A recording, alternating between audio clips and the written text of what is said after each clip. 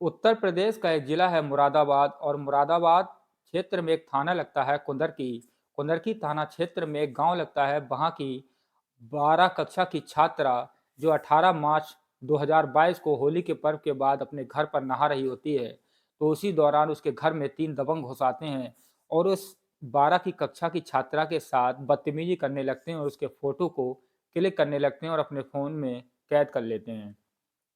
इस बात से परेशान वो छात्रा काफ़ी परेशान रहने लगती है और अपने पिता को अपनी आपबीती सुनाती है। तो वो अपने पिता के साथ कुंदर की थाने में जाती है और वहाँ पर अपनी आपबीती पुलिस को सुनाती है। तो वहाँ पर एक दरोगा तैनात होता है जो उत्तर प्रदेश पुलिस में कार्यरत होता है। उसका नाम होता है ललित चौधरी। और ललित चौधरी इस मामले को सुनते हैं और उस पर छोटी मोटी धाराओं में मुकदमा पंजीकृत करते हैं, लेकिन उसके बाद इस लड़की की कहानी को छोड़ देते हैं और भूल जाते हैं कि आखिर इस लड़की के साथ इतना गंदा कृत्य गांव के ही 3 दबंगों ने होली के समय किया था, तो उन पर क्यों ना बड़ी कार्रवाई की जाए, लेकिन ऐसा वो नहीं करते हैं। फिर 2 साल बाद इसी दरोगा ललित चौधरी की एक कहानी सामने आती है जो पूरे सिस्टम को हिलाकर रख देती है। जगह-जगह पुलिस विभाग की चर्चा होने लगती है कि पुलिस विभाग में ललित चौधरी जैसे दरोगा ऐसा कृत्य कर रहे हैं। तो नमस्कार, मैं हूं आपका अपना रविंदर गंगवार। आज की जो क्राइम की सच्ची घटना मैं लेकर आपके सामने आया हूं। जब इस घटना को आप सुनेंगे तो हैरान हो जाएंगे कि आखिर उत्तर प्रदेश पुलिस जो लोगों की सेवा सुरक्षा की गारंटी लेती है और महिला सुरक्षा की बात करती है, और वहीं पर एक महिला सिपाही के साथ पुलिस का ही एक दरोगा दुष्कर्म करता है और उसके साथ मारपीट करता है। आज की जो कहानी है वो इसी दरोगा ललित चौधरी से संबंधित है।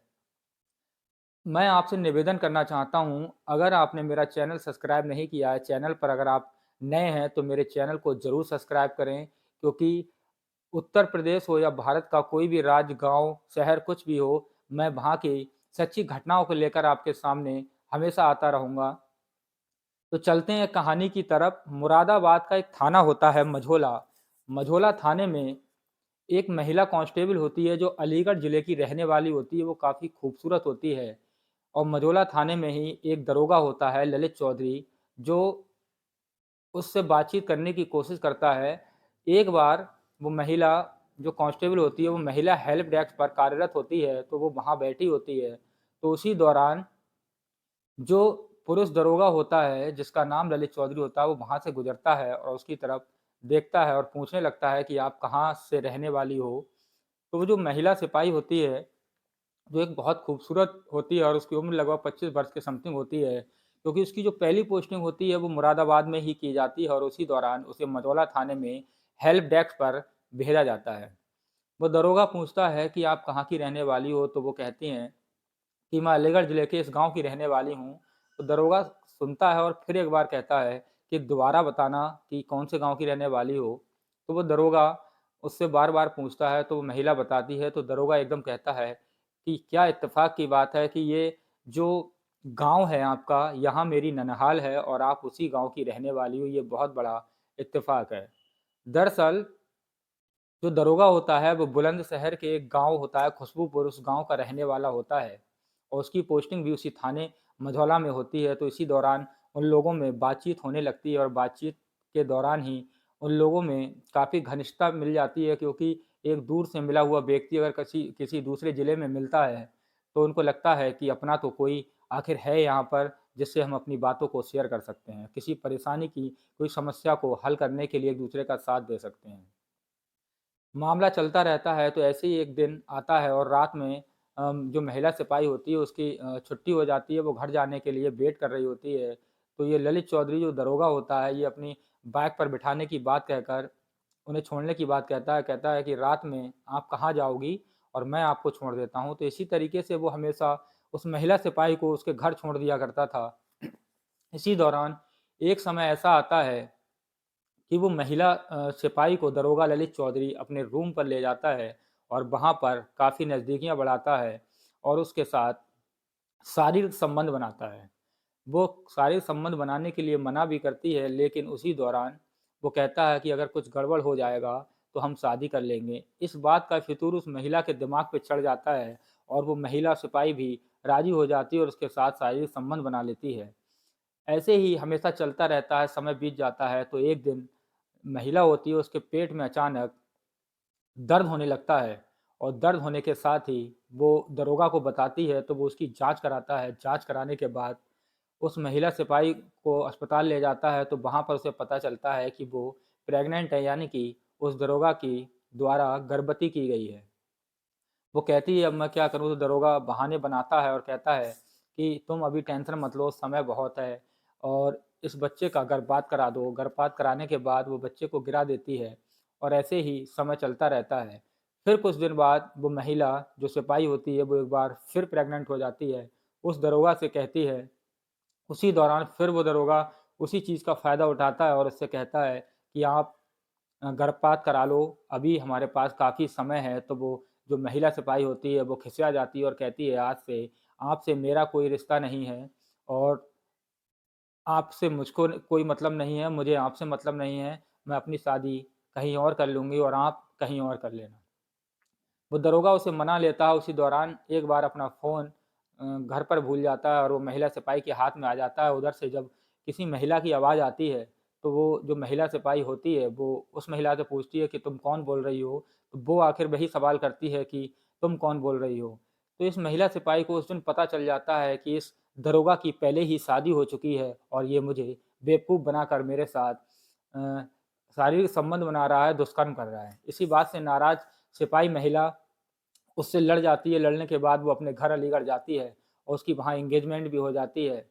उसके बाद वो दोबारा ड्यूटी पर आती है और ड्यूटी पर आने के बाद वो जो दरोगा ललित चौधरी होता है, उसके साथ बहुत भद्दी-भद्दी बातें करता है और कहता है कि तुमने मुझसे पूछा भी नहीं और शादी कैसे कर ली और एंगेजमेंट कैसे कर ली? इसी बात को लेकर वो कहता है कि मैं तुमसे शादी करना चाहता था और तुम एंगेजमेंट दूसरे से कर रही हो। इस बात पे वो महिला सिपाही फिर उसकी बातों में आ जाती है और बातों में आने के बाद फिर वो उसके साथ वही सिलसिला चालू कर देती है और शारीरिक संबंध बनाना शुरू कर देती है। फिर समय आता है जब महिला एक बार फिर गर्भवती हो जाती है, जो तीसरी बार होता है, वो दिन होता है 19 दिसंबर 2023। जब महिला के पेट में दर्द होता है, तो महिला सिपाही उस दरोगा को बताती है, फिर दरोगा इसी बात को नई कहानी बताता है कि अभी हम शादी करने में असमर्थ हैं, कुछ समय बाद शादी कर लेंगे। तो महिला कहती है कि इस बच्चे को मैं अब इस नहीं गिराऊँगी, ना ही कोई दवा खाऊँगी, पहले 2 बार तुमने दवा खिलाकर मेरा गर्भपात करवाया है, अब मैं दवा नहीं खाऊँगी। इसी बात से जो दरोगा होता है वो खिसिया जाता है, उसके साथ मारपीट भी करने लगता है। वो महिला सिपाही काफ़ी परेशान रहती है और जब वो वहाँ से परेशान होने के बाद अमरोहा में पोस्टिंग ले लेती है, तो उसी दौरान पुलिस लाइन में उसके जो साथी होते हैं, साथी पुलिसकर्मी होते हैं, वो कहते हैं कि आप बड़े अधिकारी से शिकायत करो, तब हो सकता है आपकी सहायता हो पाए। वो घबराई हुई होती है और परेशान होती है, वो कहती है कि अगर मैं शिकायत करती हूँ, तब भी मुरादाबाद में किसी अधिकारी ने मेरी नहीं सुनी थी। लेकिन वो लोग कहते हैं कि यहाँ के जो एसपी हैं, कुँवर अनुपम सिंह, उनसे जाकर आप मिलो, वो आपकी सहायता ज़रूर करेंगे। वो महिला सिपाही काफ़ी हिम्मत जुटाती है और अपने साथियों के साथ वहाँ पहुँचती है और एसपी गेट के सामने अपनी दरख़्वास्त लगाने के बाद खड़ी होती है, तो अंदर से आवाज़ आती है कि आप अंदर आ जाइए। तो महिला सिपाही जो होती है, वो एसपी के सामने रोने लगती है। तो जो वहाँ के एसपी होते हैं, कुँवर अनुपम सिंह, वो कहते हैं, आप रो क्यों रही हो? आपकी समस्या क्या है? आप बताइए। जब वो अपनी पूरी आपबीती उस एसपी को सुनाती है, तो एसपी भी एकदम हैरान हो जाते हैं कि जिस महिला सुरक्षा की गारंटी महिला पुलिस लेती है, उसी महिला के साथ अपराध को अंजाम दिया जा रहा है, वो भी एक पुलिस के दरोगा के सामने। एक पुलिस दरोगा के द्वारा अपराध को अंजाम दिया जा रहा है एक महिला के लिए, जहाँ पर पुलिस जनता की सेवा करने के लिए, अपराध को ख़त्म करने के लिए तत्पर रहती है, वहाँ खुद ही पुलिस एक अपराध की तरफ बढ़ रही है। वो एसपी एक महिला थाने को कॉल करता है और वहाँ से एक महिला सिपाही को इस महिला सिपाही के पास भेजता है और उस दरोगा के खिलाफ जाँच कर कड़ी कार्रवाई करवाते हैं और कहते हैं कि उन पर मुकदमा दर्ज किया जाए। तो 376 धारा के समेत अन्य धाराओं में इस दरोगा ललित चौधरी के पास चौधरी पर एक मुकदमा पंजीकृत किया जाता है, जिसकी जाँच नौगमा एक सादा थाना है, वहाँ की अंजलि कटारिया जो सीओ हैं, वो एससी एक्ट के मामले में इस ललित चौधरी दरोगा पर जाँच कर रही हैं और ये जाँच 3 दिसंबर 3 माफ़ कीजिएगा 3 जनवरी से शुरू हुई है। आगे जाँच में पता चलेगा आखिर दोषी कौन है। जो ललित चौधरी नाम का दरोगा है, वो वहाँ से ट्रांसफ़र करा के पीलीभीत जिले में भाग चुका है। एसपी अनुपम सिंह का कहना है कि जाँच के आधार पर कार्रवाई की जाएगी और इस महिला सिपाही को इंसाफ भी दिया जाएगा और जो दरोगा है उसकी जल्द ही गिरफ्तारी की जाएगी। तो पुलिस उसके भाई, उसकी पत्नी और ललित चौधरी के खिलाफ मुकदमा पंजीकृत कर जाँच कर रही है। जो सीओ हैं अंजलि कटारिया वो इस मामले की गंभीरता से जाँच कर रही हैं। दोषी होने के बाद आगे पता चलेगा आखिर इन लोगों के साथ क्या होता है।